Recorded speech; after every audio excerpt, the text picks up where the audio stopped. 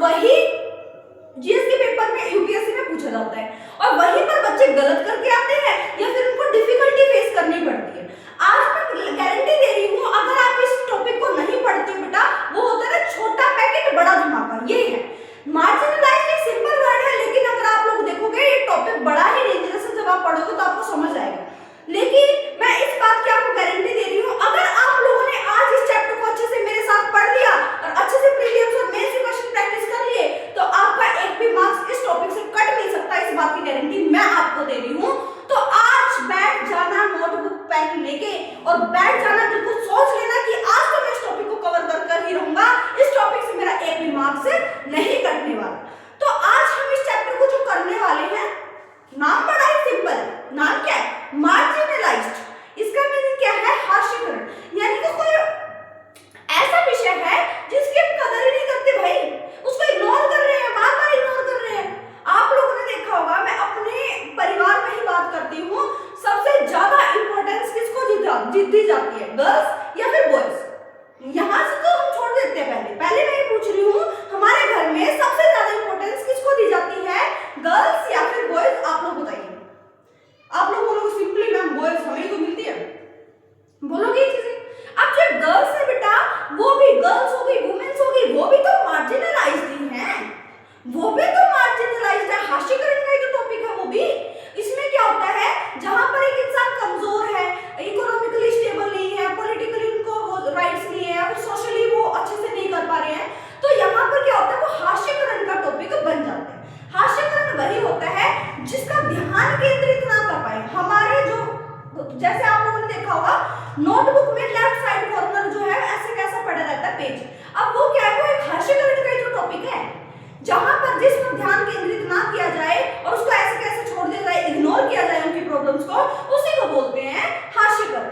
तो आज हम इस टॉपिक को बहुत अच्छे से समझेंगे, ध्यान से पढ़ते रहना, मैं आपको लाइव एग्जांपल्स भी दूंगी। तो इस टॉपिक, ये जो टॉपिक है, ये कई बच्चों को, बहुत ज्यादा बच्चों को हार्ड लगता है, भाई पता नहीं क्या टॉपिक है, हमें नहीं समझ आ रहा। रीड करते हैं, रीड करने पर भाई ये लाइंस आ गई, लेकिन प्रॉपर तरीके से याद नहीं होता। लेकिन आज मैं आपको इस चैप्टर को याद करवा के जाऊंगी, तो ध्यान से इस चैप्टर को क्लियर करेंगे। हाँ, चैप्टर का नाम था मार्जिनलाइजेशन, यानी कि चैप्टर का नाम क्या है, सोशल जस्टिस एंड मार्जिनलाइज्ड, यानी कि हास्यकरण की समझ आप लोग अभी जानेंगे, हास्यकरण होता है। अगर मैं आपसे बात करती हूँ, हास्याई का अर्थ होता है जिससे किनारे या हाशिए पर ढकेल दिया गया हो, ऐसे व्यक्ति केंद्र में नहीं रहते। इसका मीनिंग है, जैसे आप लोग देखिए अपर कास्ट, लोअर कास्ट, ये सब चीजें चलती है, धर्म के नाम पर डिस्क्रिमिनेशन होता है, हर चीजों में डिस्क्रिमिनेशन है। अब मान के चलिए जो लोअर कास्ट के जो लोग होते हैं, व्यक्ति होते हैं, अब उनको क्या किया जाता है, इग्नोर किया जाता है। उनको आदिवासी, आप लोगों ने देखा होगा, जैसे हमारे जो doctor B are Ambedkar ji थे, वो हर कास्ट से बिलोंग कर रहे थे। अब वो क्या है, वो लो कास्ट से बिलोंग कर रहे हैं, SC ST कास्ट से बिलोंग कर रहे हैं। अब अगर उन्होंने किसी चीज को छू लिया या फिर उनके कैटेगरी के किसी लोगों ने उनको छू लिया, तो वहां के जो अपर कास्ट के जो लोग थे उनको छूना पसंद नहीं करते थे, उनको इग्नोर करते थे, उनको ढकेल देते थे, भाई ये तुम्हारे लिए नहीं है, यहाँ से तुम चले जाओ। तो ये क्या है, ये हास्यकरण का ही टॉपिक था, जिसमें आप लोग यहाँ पर देखोगे कि एक चीज को इग्नोर किया जा रहा है, बिल्कुल हास्य पर ढकेल दिया गया, उसको साइड कर दिया गया, कॉर्नर कर दिया गया, केंद्रित, यानी कि उस पर ध्यान ही केंद्रित नहीं किया भाई, उसकी जरूरत ही नहीं है कुछ भी। तो चैप्टर का आप लोगों को मतलब समझ आ रहा है, जो बिल्कुल फालतू हम इग्नोर कर रहे हैं उस चीज को, उसी को बोलते हैं हास्यकरण। जैसे मैं आपको बात बताती हूँ कि हास्यकरण की आपने डेफिनेशन अगर मैं बताऊं तो वो क्या है, हास्याई का अर्थ होता है जिसे किनारे या हास्य पर ढकेल दिया गया हो, ऐसे व्यक्ति केंद्र में नहीं रहते। अब अगर मैं बात करती हूँ आदिवासी कौन लोग हैं, आदिवासी का नाम सुना है ना सभी ने, पुराने टाइम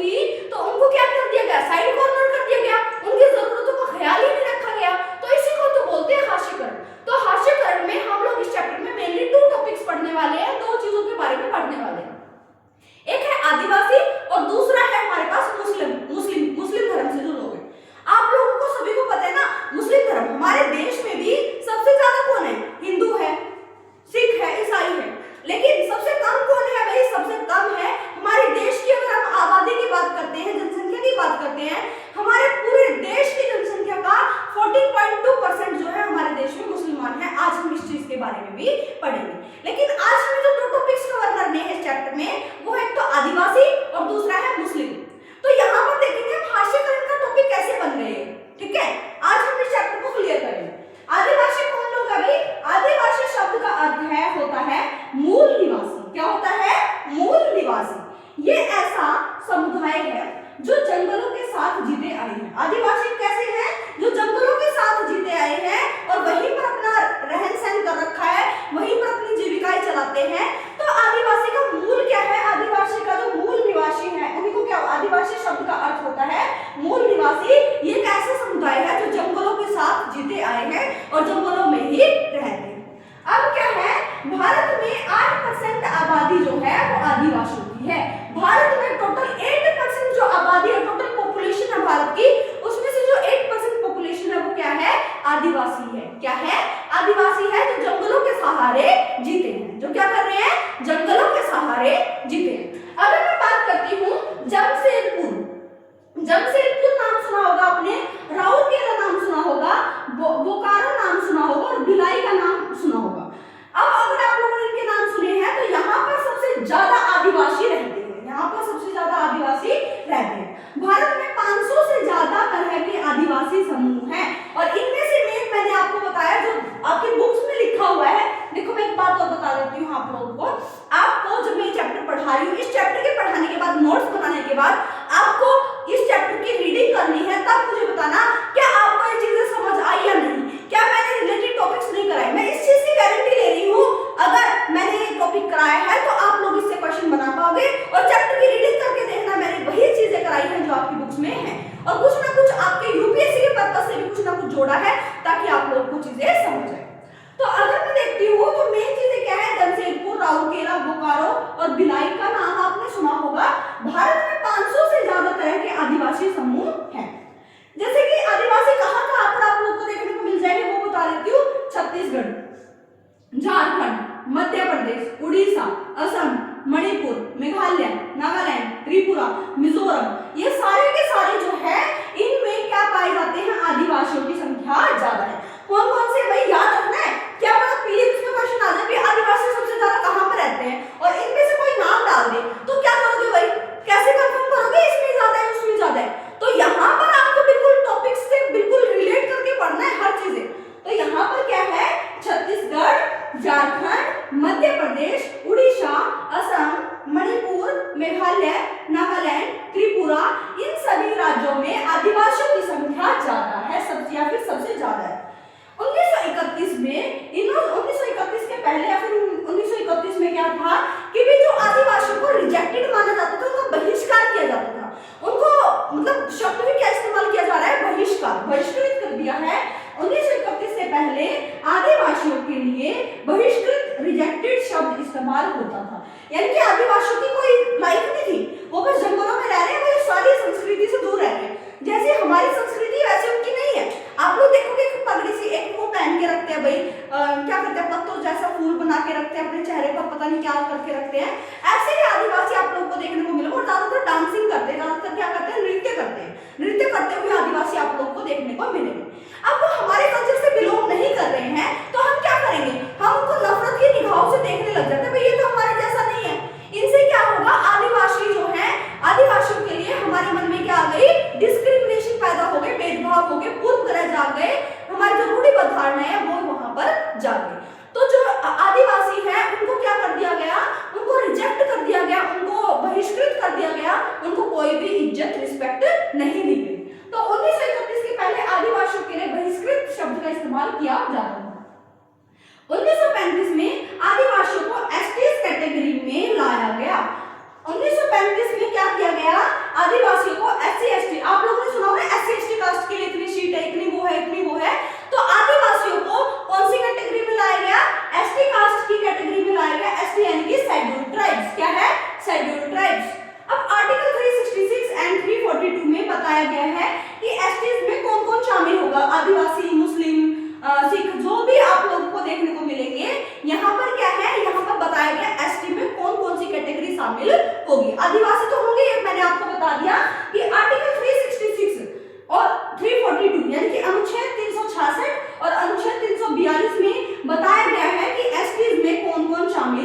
किया जाएगा या फिर किया गया है। अब आप लोग इस आर्टिकल को अच्छे से पढ़ेंगे, ये होमवर्क मैं आपको दे रही हूँ। आर्टिकल 36 और आर्टिकल 342 के बारे में आप लोग को जानना है, ये बात याद रखना। अब अगर मैं बात करती हूँ 1956 में 31% जो एसटीज थे, शेड्यूल्ड ट्राइब्स थे वो, और उनमें से 97% एसटीज ग्रामीण क्षेत्र में रह रहे थे। यानी कि 1956 में जो 31% एसटीज थे उनमें से भी 97% जो एसटीज हैं वो कहाँ के रहने वाले थे, कहाँ पे रह रहे थे, ग्रामीण क्षेत्र में रह रहे थे, यानी कि रूरल एरियाज में रह रहे थे। रूरल एरियाज यानी कि गांव के इलाकों से थे, वो ग्रामीण क्षेत्र से थे। अब अगर मैं बात करती हूँ आदिवासियों के भी बहुत सारे धर्म होते हैं, उनमें से जो प्रमुख है, उनमें से जो धर्म है ज्यादातर क्या है, इस्लाम कबूल कर रहे हैं, हिंदू है, ईसाई है। तो मेन यहाँ पर जो है आदिवासियों के 3 धर्म जो मेन बताए गए हैं आपके बुक्स में, वो है इस्लाम, हिंदू और ईसाई। अगर आप लोगों ने इनके बारे में पढ़ लिया तो आदिवासियों की जो भाषा है वो भी अलग अलग होती है, हमें समझने में प्रॉब्लम आ रही है, तो हम लोग क्या सोचते हैं भाई ये हमारे जैसा नहीं है, और उससे क्या होगा, हम उनको घृणित तौर पर देखने लग जाते हैं। जैसे आप लोगों ने मुस्लिमों को देखा होगा, मुस्लिम कैसे होते हैं, बड़ी बड़ी दाढ़ियां रखते हैं, ये सर पर टोपी पहनते हैं, ये वो रखते हैं भाई, बुर्खा बरखा पहन के रखते हैं। तो इनसे क्या है, हमें क्या लगता है भाई ये तो हमारे जैसे नहीं है, ये तो अजीब से दिखते हैं, ये तो अजीब से कपड़े पहनते हैं। तो हमारे लिए उनके लिए हमारे मन में क्या हो जाती है, नफरत, घृणित भावना जाग जाती है, जिसको हम लोग क्या बोल देते हैं, रूढ़िबद्ध धारणाएं, पूर्वग्रह बोल देते हैं, जिससे क्या पैदा होता है, डिस्क्रिमिनेशन यानी कि भेदभाव होता है। अब अगर मैं बात करती हूँ आदिवासियों की अपनी भाषाएं रही हैं, इनमें से संथाली बोलने वालों की संख्या सबसे अधिक है। यानी कि आदिवासियों में बहुत सारी भाषाएं बोली जाती है, लेकिन जो सबसे मेन है या फिर ज्यादातर बोली जाती है वो है संथाली भाषा। ये आपकी बुक्स में, एनसीईआरटी की बुक में दिया गया है, तो आप लोग को ध्यान से पढ़नी है, जो भी चीज इंपोर्टेंट होती है उनको अंडरलाइन कर लिया करो और या फिर अलग से लिख लिया करो, ठीक है। अब आता है मुस्लिमों के लिए एक समिति बनाई गई जिसे राजेंद्र सच्चर समिति कहा गया। मुस्लिमों के लिए भी समिति बनाई गई क्योंकि हमारे देश में मुस्लिम भी हाशियाकरण का ही टॉपिक ज्यादातर बन जाते हैं। अभी तो इतना नहीं है, जितना आदिवासी है उतने मुस्लिम नहीं है, लेकिन मुस्लिम भी जो है वो हाशियाकरण का टॉपिक बन गए हैं। हमारे देश की आबादी का 14.2% क्या है, मुस्लिम है। तो वहां पर भी क्या होता है, हाशियाकरण, जो अल्पसंख्यक जो लोग होते हैं यानी कि जिनकी संख्या कम होती है, वहां पर क्या होता है, उनके साथ क्या होते हैं, भेदभाव होते हैं। क्या होते हैं, भेदभाव होते हैं, डिस्क्रिमिनेशन होते हैं। इसीलिए एक समिति बनाई गई जिसका नाम था राजेंद्र सच्चर समिति। क्या थी, राजेंद्र सच्चर समिति, जहां पर मुस्लिम को आर्थिक, शैक्षणिक, सामाजिक स्तर की जांच करता है। अब ये समिति क्या करती है, देखता है मुस्लिम जो है कितने शिक्षित है, कितने पढ़े लिखे हैं, या फिर कितनी आर्थिक स्थिति जो उनकी स्टेबल है या फिर अनस्टेबल है, सामाजिक तौर पर उनके क्या चीजें हैं, वो सारी चीजें कौन देखता है, वो देखती थी राजेंद्र सच्चर समिति। कौन देखती थी, राजेंद्र सच्चर समिति। ये बात आप लोगों को याद रखनी है, ये जो टॉपिक है वो मेन है। अब 2011 के जनगणना के अनुसार मुसलमान भारत की आबादी का 14.2% है। ये मैं आपको 2 टाइम्स बता चुकी हूँ पहले ही। अब और उन्हें हाशिए पर रखा गया है, मुस्लिमों को भी कहां पर रखा गया है, हाशिए पर रखा गया है, यानी कि मार्जिनलाइज्ड पर रखा गया है। क्या आप लोगों को इतनी बातें समझ आई? अब जो लास्ट टॉपिक है कि हाशियकरण जो है, अल्पसंख्यक और हाशियकरण, जिनकी संख्या सबसे कम होती है वो हाशियकरण पे चला जाता है, यानी कि उनको ढकेल दिया जाता है, उनको इग्नोर किया जाता है, उनके भलाई के लिए कुछ सोचा नहीं जाता। अब अगर आप लोग देखो, मुस्लिमों की संख्या कम है, हिंदू की संख्या ज्यादा है, या फिर आदिवासियों की संख्या कम है और हिंदू की संख्या ज्यादा है, तो आप लोग बताइए सरकार किस चीज की बनेगी भाई? सरकार तो ज्यादातर किसकी बनेगी, बहुसंख्यक लोगों की बनेगी, जहां पर उस देश में जितने ज्यादा लोग जिस धर्म से बिलोंग करते होंगे उसकी सरकार सबसे ज्यादा बनेगी। तो अल्पसंख्यक को भेदभाव, डिस्क्रिमिनेशन फेस करना पड़ सकता है, अल्पसंख्यक को भेदभाव, डिस्क्रिमिनेशन फेस करना पड़ सकता है, नहीं पड़ा है, उन्होंने किया है फेस। अब क्या है, आर्टिकल 29 और 30 में जो संख्या में कम है, धार्मिक और भाषा के आधार पर बातें की गई हैं। आर्टिकल 29 और 30 को भी आप लोग पढ़ोगे। 4 जो है आर्टिकल्स मैंने आप लोगों को बता दिए, जो आप लोगों के लिए होमवर्क है और आप लोगों को पढ़नी है। बहुसंख्यक की संस्कृति सरकार को प्रभावित करेगी, यानी कि जितने ज्यादा लोग होंगे, बहुसंख्यक में होंगे, मेजोरिटी में होंगे, उनको क्या करेगी, वो जो संख्या है वो सरकार को प्रभावित करेगी, गवर्नमेंट को अफेक्ट करेगी, जिससे ज्यादातर नियम कानून किसके फेवर में बनेंगे, बहुसंख्यक यानी कि मेजोरिटी। इसके लिए सरकार ने बहुत सारी पॉलिसीज, बहुत सारी स्कीम्स चलाई गई हैं, ताकि उनको भी इक्वलिटी पर रखा जा सके। यहाँ पर जो चैप्टर है आपको ये चैप्टर फिनिश हो जाता है, लेकिन अब जो मेन किस्सा स्टार्ट होगा वो है प्रीलिम्स और मेंस के क्वेश्चंस का। अगर आप लोग इस चैप्टर को पढ़ने के बाद आप लोग कुछ क्वेश्चंस बना पाए या फिर अपने दिमाग में कुछ समरी ले पाए कि हाँ इसमें हम लोग ये चीजें लिख सकते हैं, तो यानी आपने इस चैप्टर को बड़े ही ध्यान से पढ़ा है, बड़े ही ध्यान से इस टॉपिक को सुना है।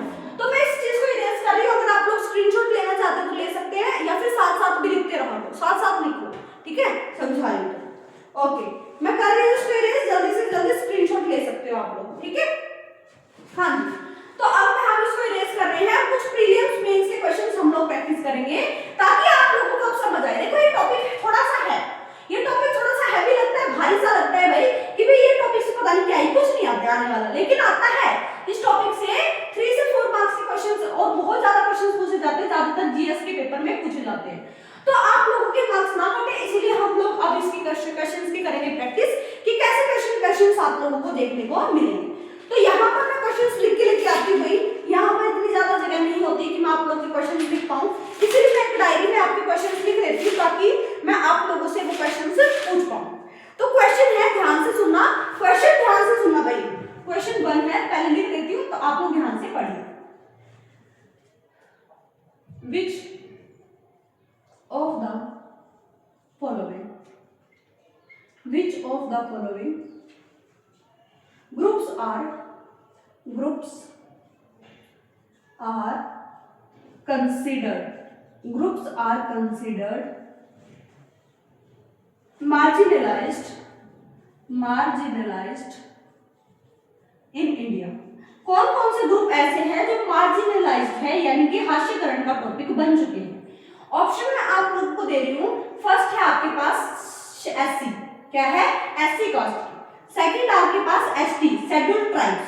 थर्ड है आपके पास आदिवासी, थर्ड क्या है, आदिवासी। और फोर्थ है आपके पास वुमेन्स या फिर गर्ल्स, आप लोग जिनको बोल सकते हो, वुमेन बोल सकते हो, ठीक है। अब मैं आपको ऑप्शंस दे रही हूँ, ऑप्शंस क्या है ध्यान से सुना। ऑप्शंस आपके लिए ए ऑप्शंस है 1 and 2 ओनली, 1 and 2 ओनली, ठीक है। बी ऑप्शन है आप लोगों के लिए 1, 2 and 3 ओनली, 1, 2 and 3 ओनली।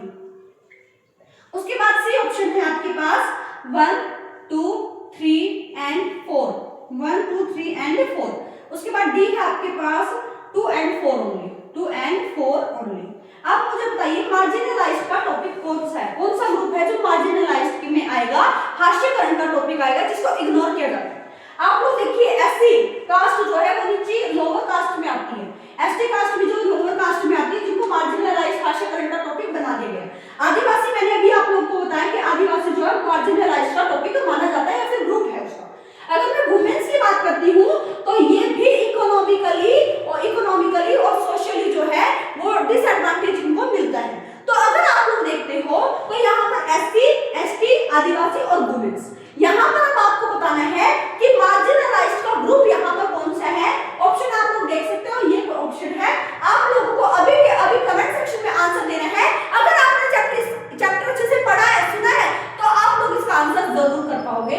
ये देख लो। अब हम चलते हैं सेकंड क्वेश्चन। सेकंड क्वेश्चन क्या है, ध्यान से सुनना। सेकंड क्वेश्चन है which constitutional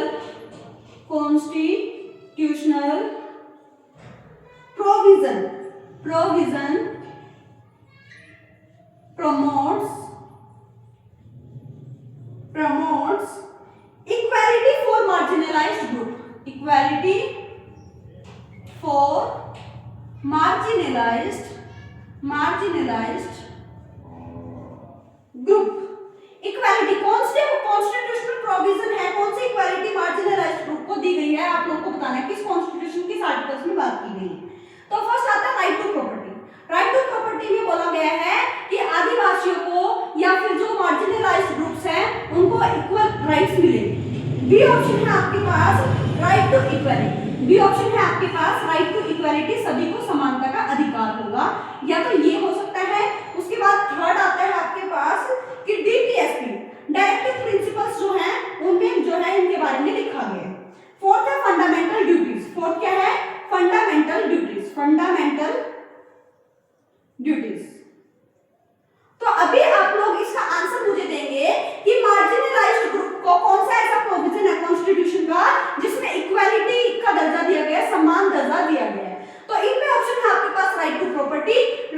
इक्वालिटी, डीपीएसपी और फंडामेंटल ड्यूटीज।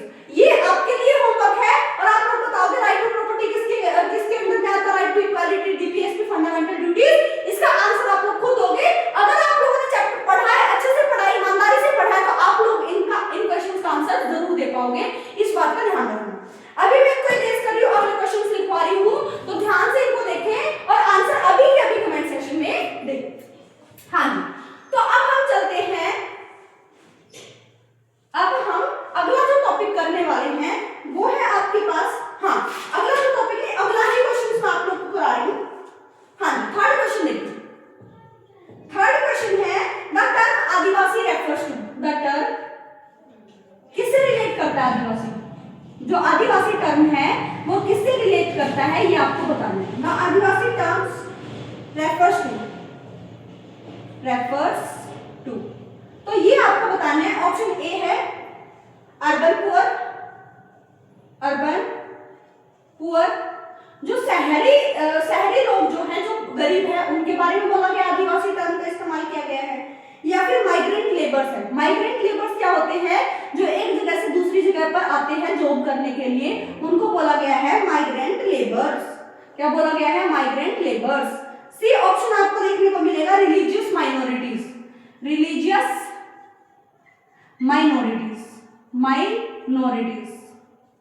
उसके बाद डी ऑप्शन आपको देखने को मिलेगा इंडिजिनस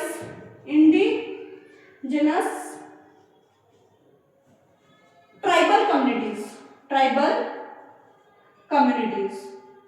तो आप इसका आंसर दो, या नहीं दे पा रहे तो मैं आज इस क्वेश्चन को तो समझा ही देती हूँ, तो आपको बोल दिया कि आप आंसर दोगे। आदिवासी जो टर्म है इसमें कौन सा जो है आंसर होगा? अर्बन पुअर पीपल के लिए आदिवासी टर्म यूज किया गया है।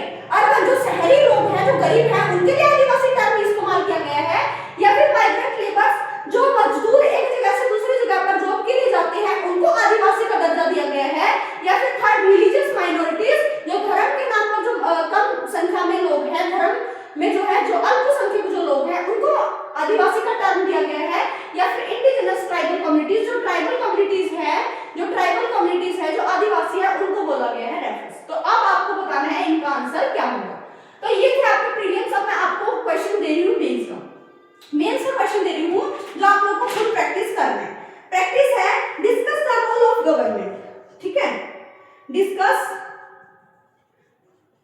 The role of government in promoting and justice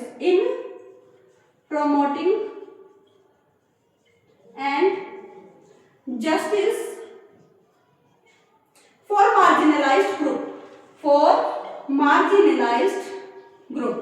तो इसका आंसर आप लोग को मुझे कमेंट सेक्शन में देना है, और जब आप कंप्लीट करो तो डन जरूर लिखना। इसमें बताना है कि गवर्नमेंट का क्या रोल है ताकि मार्जिनलाइज्ड को, जो हाशिकरण जो ग्रुप है, जो समूह है, उसको क्या मिल सके? इक्वालिटी प्रदान हो, इक्वालिटी मिले, जस्टिस मिले, समानता मिले, न्याय मिले। तो उनके लिए जो सरकार है वो क्या क्या कदम उठा रही है, ये आप लोगों को सोच के लिखना है। आप सभी को पता है रिजर्व सीट की गई है, जॉब्स की अपॉर्चुनिटीज दी गई है, सब चीजें आप लोग लिख सकते हो। पॉलिसी स्कीम्स जो है, ये मैंने आपको आइडिया दे दिया, आप लोग इस क्वेश्चन में क्या क्या चीजें लिख सकते हो। यहाँ पर आपका चैप्टर हो जाता है फिनिश। जितनी बार इस चैप्टर को आप लोग पढ़ोगे उतना ज्यादा क्लियर आपका ये चैप्टर जो है टॉपिक आपका हो जाएगा। और इस चैप्टर को छोड़ना नहीं है, ये बेटा छोटा पैकेट बड़ा धमाका है, तो इस चैप्टर को ध्यान से करें और बिल्कुल प्रॉपर, बिल्कुल क्लियर आंसर राइटिंग भी आपको करनी है। तो अब हम मिलते हैं अगले लेक्चर में। अगर आप लोग ऐसे ही लेक्चर्स देखना चाहते हैं तो अगर आपको ये कॉन्सेप्ट क्लियर हुआ है, ऐसे ही डेली लेक्चर्स आप लोग 8 PM पे देख सकते हो।